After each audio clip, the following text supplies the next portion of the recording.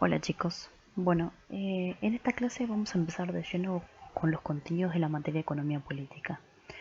Esta materia lo que hace es abordar las distintas corrientes económicas a la evolución de estas corrientes a medida que fueron ocurriendo en el tiempo. Por eso me pareció sensato para arrancar tomar en principio las primeras ideas, las ideas que se dieron en los primeros estadios, ¿sí?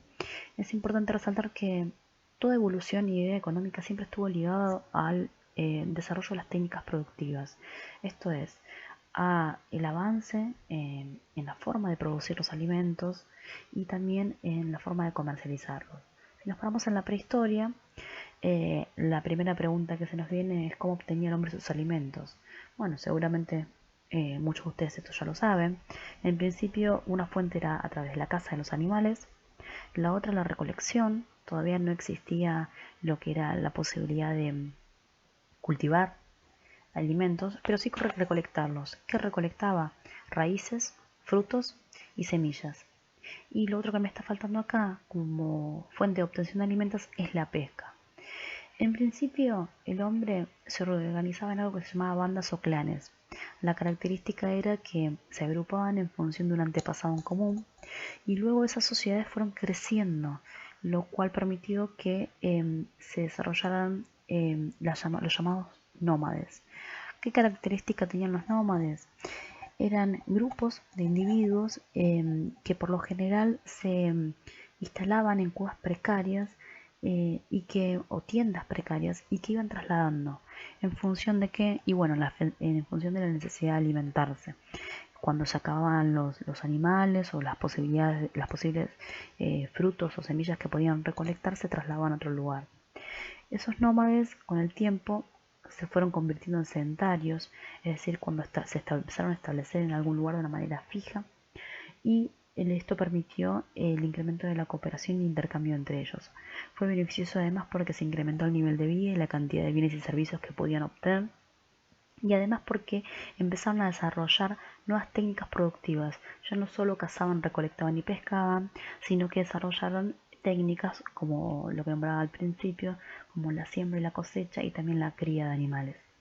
Además, nuevas herramientas permitieron que la producción se incrementara notablemente. No obstante, no dejaba de ser una economía de subsistencia, es decir, producían la cantidad de alimento necesario para sobrevivir. A medida que fue pasando el tiempo, estas nuevas técnicas y herramientas permitieron que se incrementase la productividad del trabajo. Esto es la cantidad de producto que podía generar cada trabajador. Y eso llevó a que se produjera un excedente de producción y una diversificación, es decir, una mayor cantidad de productos, de alimentos y de animales también, ¿no? Entonces se fue dando una especialización y una división del trabajo. Cada parte de la sociedad se empezó a especializar en una determinada tarea. Y así es como surgieron los primeros oficios. ¿Cuáles fueron? Bueno, personas que se especializaron en los metales, otras en los cueros, que básicamente se utilizaban para las vestimentas, alimentos, técnicas de cultivo y el arte. Las artesanías fueron una de las primeras oficios, profesiones que se establecieron en las sociedades. Al generarse mayor cantidad de producto, este excedente, era necesario intercambiarlo. Por eso es que la primera forma de comercio o de intercambio que surgió fue el trueque. ¿Qué característica tenía? Y bueno, básicamente que era el intercambio de bienes o servicios sin la utilización de dinero. Es decir, se tenía que dar eh, una coincidencia de necesidades. Y ese era el gran problema. Yo tenía que tener algo y la otra persona tenía que tener algo que la otra persona necesitase y esa persona tenía que tener lo que yo necesitase para que se pudiese dar el intercambio, con lo cual resultaba muy dificultoso. Por eso es que luego del trueque fue reemplazado por la aparición del dinero, un equivalente general, es decir, un bien que permitiese facilitar ese intercambio. Eso además lo que permitió fue que una satisfacción de mayores necesidades, porque las personas ya no necesitaban una coincidencia, sino que simplemente utilizaban el dinero como equivalente general y eso les permitía comprar, vendían lo que tenían y les permitía comprar lo que necesitaban. Lo primero que se utilizó como forma de dinero, como equivalente general, fueron aquellos bienes que eran considerados valiosos en esa época, en principio los animales, cueros y luego la sal, hasta que finalmente, ya en una segunda etapa, se determinaron los metales preciosos, fundamentalmente el oro y la plata, como un medio de intercambio, como dinero. Bien, ese cuadro lo que hacía era resumir básicamente las primeras ideas económicas que surgieron en la historia. Obviamente tienen que copiarlo en sus carpetas para que les quede como un registro. Lo que sigue acá son las ideas económicas en el mundo antiguo, que obviamente también tienen que copiarlo. Lo voy a explicar muy rápidamente, porque sinceramente yo voy a arrancar directamente con la primera corriente económica que se sitúa en el medioevo, en la época feudal, pero es necesario tener un pantallazo de lo que pasó previo a eso. Acá tienen dos grandes corrientes que son el Cercano Oriente, los hebreos, Antigua Grecia e Imperio Romano, donde se hacen las primeras alusiones a cuestiones económicas. Como pueden ver, lo voy a repasar muy rápidamente porque lo tienen escrito. En lo que respecta al Cercano Oriente, año 3000 a.C., tenemos los primeros estadios del mundo, que arrancaron con territorios muy reducidos, que luego se transformaron en reinos y finalmente algunos reinos fueron absorbidos transformándose en imperios. Fueron los creadores de grandes palacios, templos, diques, canales de riego, y también en cuanto a lo económico desarrollaron sistemas administrativos para poder controlar los territorios, la población y el ejército. Además establecieron normas para su vida cotidiana, creando impuestos, fijando salarios por actividad, ocupándose de la esclavitud y de la propiedad. En lo que respecta a los hebreos, siglo XIX a.C., en la Biblia se hacen las primeras alusiones a las cuestiones económicas, básicamente condenando las prácticas comerciales, el abuso de esclavos, extranjeros y débiles. Además, los profetas hacían alusiones en lo que referencia a que no haya distinción en las vías sociales y económicas de las personas, condenaban las prácticas con fines de lucro, los préstamos con intereses y situaciones de desamparo y pobreza. En la antigua Grecia es donde ustedes van a ver donde hay mayor cantidad de referencias a la cuestión económica. Siempre la agricultura fue como la actividad primordial, la más importante, aunque existían otras, y en la antigua Grecia es donde se desarrollan los principales centros comerciales y artesanos. Los principales referentes de la Grecia antigua fueron Jenofonte, Platón y Aristóteles. Jenofonte retoma el tema de la esclavitud,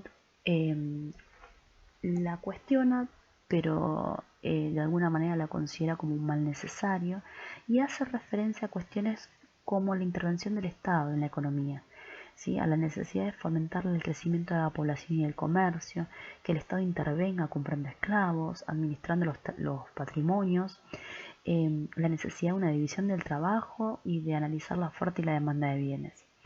Platón también hace referencia a la esclavitud, pero nuevamente lo considera como algo natural.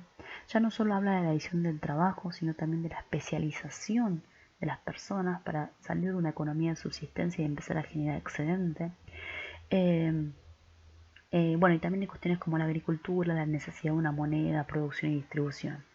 Y por último, Aristóteles diferencia entre uso primario de las cosas, que son aquellos bienes que yo utilizo para mi consumo, del uso secundario, que es aquello que produzco para el intercambio, y la necesidad y la equidad en el intercambio. ¿Con qué tiene que ver esto?